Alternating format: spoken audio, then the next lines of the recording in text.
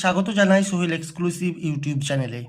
আজ আমরা দেখব উচ্চ মাধ্যমিক শিক্ষা সংসদ কর্তৃক প্রকাশিত রাষ্ট্রবিজ্ঞান বিষয়টির আমরা প্রথম ইউনিট, দ্বিতীয় ইউনিট, এভাবে প্রত্যেকটা ইউনিটের যে অধ্যায়ভিত্তিক সাজেশন প্রকাশ করেছে সেই সাজেশনগুলি দেখে নেব।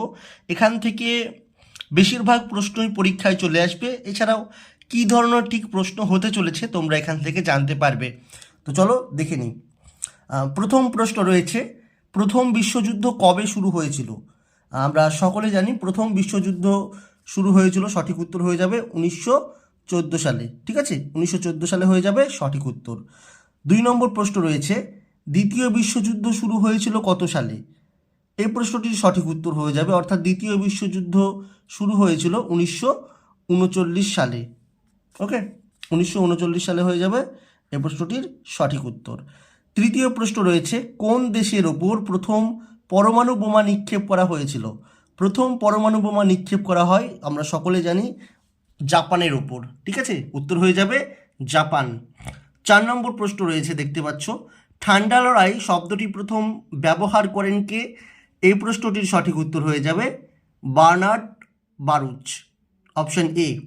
5 নম্বর প্রশ্ন, কোন দুটি জোটের মধ্যে ঠান্ডা লড়াই হয়েছিল? ঠান্ডা লড়াই কাদের মধ্যে হয়েছিল? এই প্রশ্নটির সঠিক উত্তর হয়ে যাবে অপশন এ, অর্থাৎ পুঁজিবাদী এবং সাম্যবাদী জোটের মধ্যে। 6 নম্বর প্রশ্ন রয়েছে, ঠান্ডা লড়াইকে গরম শান্তি বলে বর্ণনা করেছেন কে? ঠান্ডা লড়াইকে গরম শান্তি কে বলেছেন? সঠিক উত্তর হয়ে যাবে এই প্রশ্নটির অপশন বি, অর্থাৎ বার্নেট। 7 নম্বর প্রশ্ন রয়েছে, ঠান্ডা লড়াইকে গরম যুদ্ধ কে বলেছেন? সঠিক উত্তর হবে অপশন সি, অর্থাৎ ফ্রিডম্যান। এরপর দেখো 8 নম্বর প্রশ্ন রয়েছে, ঠান্ডা লড়াই এর প্রধান দুটি প্রতিপক্ষ কারা ছিল? ঠান্ডা লড়াইয়ের দুটি প্রধান প্রতিপক্ষ ছিল, সঠিক উত্তর হবে মার্কিন যুক্তরাষ্ট্র এবং পূর্বতন সোভিয়েত ইউনিয়ন বা সোভিয়েত রাশিয়া বলতে পারো।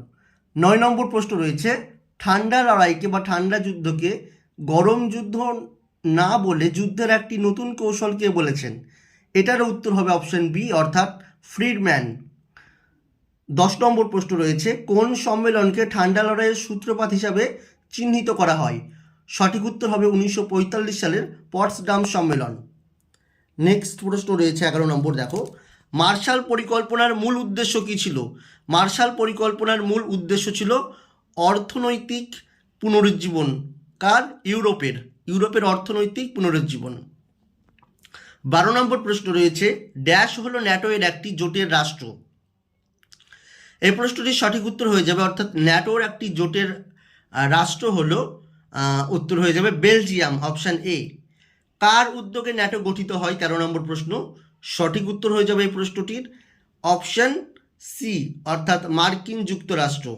14 নম্বর প্রশ্ন দেখতে পাচ্ছ, ন্যাটো এর সম্পূর্ণ রূপ কি? সঠিক উত্তর হয়ে যাবে north Atlantic treaty organization. North Atlantic treaty organization হয়ে যাবে এই প্রশ্নটির সঠিক উত্তর, অর্থাৎ অপশন সি। 15 নম্বর প্রশ্ন, কয়টি দেশ নিয়ে ন্যাটো গঠিত হয়েছিল? শুরুর সময় ন্যাটো গঠিত হয়েছিল 12টি দেশকে নিয়ে। ঠিক আছে, কিন্তু বর্তমানে ন্যাটোর সদস্য সংখ্যা 32, এটাও মনে রাখবে। 16 নম্বর প্রশ্ন, সিয়াটো এর সম্পূর্ণ রূপ কি? সিয়াটো এর সম্পূর্ণ রূপ হলো, এই প্রশ্নটি সঠিক উত্তর হয়ে যাবে south east Asia treaty organization, অর্থাৎ অপশান, এই প্রশ্নটির এ হয়ে যাবে সঠিক উত্তর। নেক্সট 17 নম্বর, কার উদ্যোগে ওয়ারশো প্যাক্ট সম্পাদিত হয়? সঠিক উত্তর হবে সোভিয়েত ইউনিয়ন। নেক্সট দেখো 18 নম্বর প্রশ্ন রয়েছে, কোন ঘটনাকে কেন্দ্র করে ঠান্ডা লড়াইয়ের চরম উত্তেজনার সূত্রপাত হয় বা সৃষ্টি হয়? এই প্রশ্নটির সঠিক উত্তর হয়ে যাবে কি অপশান বি, কিউবা ক্ষেপণাস্ত্র সংকট 1962 সালে। নেক্সট 19 নম্বর প্রশ্ন রয়েছে, দ্বিতীয় বিশ্বযুদ্ধের পরবর্তী সময়ে আন্তর্জাতিক ক্ষেত্রে শান্তি ও সংহতির মঞ্চ হিসাবে গড়ে ওঠে কি? সঠিক উত্তর হবে অপশান বি, ইউএন বা রাষ্ট্রপুঞ্জ। 20 নম্বর প্রশ্ন, ঠান্ডা যুদ্ধের আনুষ্ঠানিক সমাপ্তি ঘটে 1991 সালে ড্যাশ এর পতনের মধ্য দিয়ে। এই প্রশ্নটি সঠিক উত্তর হবে সোভিয়েত ইউনিয়নের পতনের মধ্য দিয়ে। 21 নম্বর প্রশ্ন, বাম দিকের সঙ্গে ডান দিক মেলাতে বলছে। ন্যাটো হবে পশ্চিমী দেশগুলির যৌথ সামরিক নিরাপত্তা, অর্থাৎ অপশান সি। একের সাথে সি দেখো দুটো আছে, অপশান এ এবং অপশান সিতে। 2 নম্বর রয়েছে পেরেস্ত্রয়িকা। পেরেস্ত্রয়িকা কি? পেরেস্ত্রয়িকা হচ্ছে অর্থনৈতিক পুনর্গঠনের নীতি, অর্থাৎ 2-এর সাথে বি হবে। 2-এর সাথে বি রয়েছে অপশান এতে, তার মানে এখানে সঠিক উত্তর হবে অপশান এ। তাছাড়াও দেখে নিই আমরা 3-এর সাথে দেখো জওহরলাল নেহরু রয়েছে। জওহরলাল নেহরু কী হবে? অপশান ডি জোট নিরপেক্ষ আন্দোলন, ভিয়েতনাম যুদ্ধ, হোচিমিন ও মার্কিন সরকারের মধ্যে হয়েছিল। অপশান এ হয়ে যাবে সঠিক উত্তর। ঠিক আছে। 22 নম্বর 22 নম্বর রয়েছে দেখো বাম দিকের সঙ্গে ডান দিক মেলানো আরও জোট নিরপেক্ষ আন্দোলন সম্পর্কিত।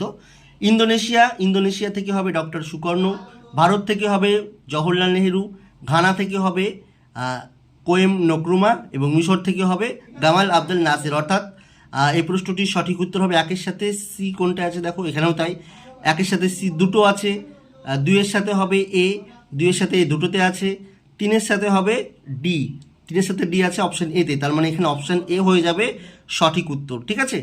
তারপর দেখো 23 নম্বর প্রশ্ন রয়েছে, পঞ্চশীল নীতি কোনগুলো? সত্য মিথ্যা এরকম প্রশ্নও কিন্তু থাকবে, পঞ্চশীল নীতি কোনগুলো।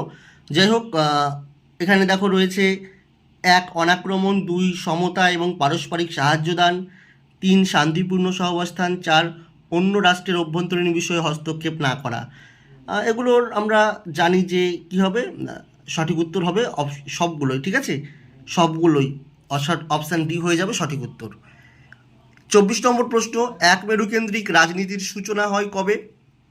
এক মেরুকেন্দ্রিক রাজনীতির সূচনা হয় সোভিয়েত ইউনিয়নের পতনের ফলে, অপশান সি সঠিক উত্তর। 25 নম্বর, জোট নিরপেক্ষ আন্দোলনের মূল প্রবক্তাকে? উত্তর হয়ে যাবে অপশান সি পণ্ডিত নেহেরু, জওহরলাল নেহেরু। ঠিক আছে। 26 নম্বর, ভারত ও চীনের মধ্যে পঞ্চশীল চুক্তি কবে স্বাক্ষরিত হয়? এই প্রশ্নটির উত্তর হয়ে যাবে অপশান সি 1954 সালে নেহেরু এবং চীনের প্রধানমন্ত্রী চৌ এন-লাইয়ের মধ্যে। 27 নম্বর, পঞ্চশীল চুক্তি কোন দুটি দেশের মধ্যে স্বাক্ষরিত হয়? পঞ্চশীল চুক্তি স্বাক্ষরিত হয় ভারত এবং চীনের মধ্যে, খুব গুরুত্বপূর্ণ। 28 নম্বর প্রশ্ন রয়েছে, ন্যাম NAM এর ফুল ফর্ম? সূত্র হবে, এটার উত্তর কী হয়ে যাবে? নন অ্যালাইডিং মুভমেন্ট, নন অ্যালাইডিং মুভমেন্ট, অর্থাৎ অপশান ডি। ওকে, অপশান ডি হয়ে যাবে।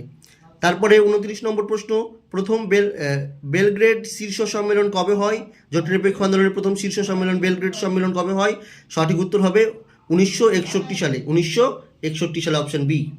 তারপরে দেখো 30 নম্বর প্রশ্ন রয়েছে, ভারত কত সালে তার প্রথম পরমাণু পরীক্ষা পোখরান-1 সম্পন্ন করে? পোখরান-1 সম্পন্ন করে 1974 সালে, সঠিক উত্তর হয়ে যাবে অপশান বি। 31 নম্বর, ভারত মার্কিন 123 এগ্রিমেন্ট বা 123তম চুক্তি কত সালে স্বাক্ষরিত হয়? এই প্রশ্নটির সঠিক উত্তর হয়ে যাবে 2008 সালে।